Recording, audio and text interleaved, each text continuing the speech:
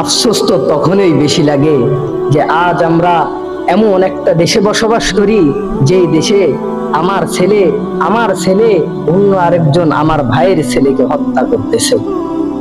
একটাবার বিষয়টা ভেবে দেখেন, আজ কোটা আন্দোলন নিয়ে আমার ছেলে, আমার মেয়ে অন্য এক ভাইয়ের ছেলের গায়ে আঘাত হানতেছে।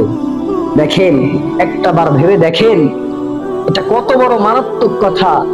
অথচ আমরা দিয়েছি তাদেরকে শিক্ষার জন্য, আজ মেধার দ্বারা চাকরি পাচ্ছেন।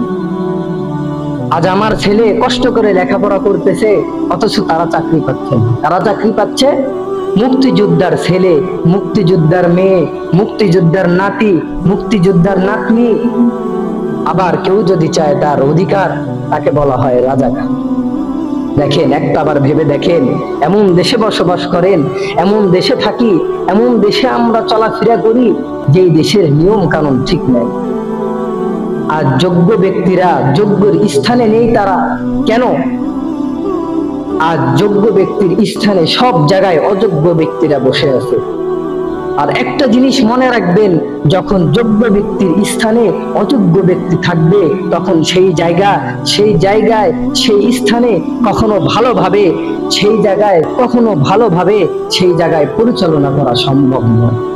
আফসোস, দেখা যাচ্ছে বর্তমান সময়ে আমাদের ছেলেদের উপরে, তারা একই সাথে লেখাপড়া করত, একই হলে ক্লাস করত, একই সাথে চলাফেরা করত, কিন্তু একটা দলের জন্য তারা তাদেরকে মেরে ফেলতেছে, তারা তাদের গায়ে হাত তুলতেছে। কতটা বিবেকহীন, কতটা নির্বোধ হলে এমন করতে পারে? মনে রেখো, তুমি তোমার বাবার যেমন কলিজার টুকরা সন্তান, তুমি তোমার বাবার যেমন কলিজার টুকরা মেয়ে, আরেকজন বাবার কাছেও সেই ছেলেটা তার বাবার সম্পদ, তার বাবার কলিজা। তার আরেকজন মেয়েও তার বাবার কাছে কলিজার টুকরার মেয়ে, আরেকজন বাবার কাছে সেও তার বাবার কলিজার টুকরা, সম্মানের, আদরের, চিহ্নের, ভালোবাসার সন্তান। আফসোস, আফসোস। দেখো, তারা তো অন্যায় কিছু চায়